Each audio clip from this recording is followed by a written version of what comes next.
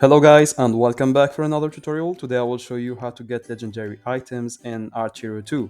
And to do so it's pretty easy and straightforward, so you will just have to follow these few simple steps I will show you. So let's get straight into it. Now first open your game and then go to your gear.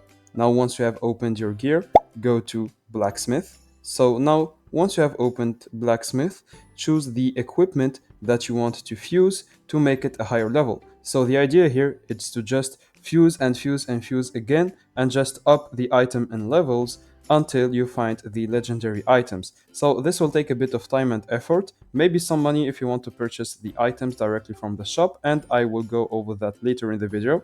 But you will just need to fuse the items together just to up it in level until you reach the legendary level. So as you can see here, if I take the archer, I will just make it fuse with two other ones to get the upper level one. Okay, so that's it. That's the idea basically. Now you can also go buy it directly from the shop if you want. You will get epic gear, and in the epic gears maybe you will find three gears that are the same and that are epic, and when you fuse them you will get the legendary item. And that's it basically. So I hope you guys enjoyed this tutorial. Don't forget to like and subscribe if it helped you.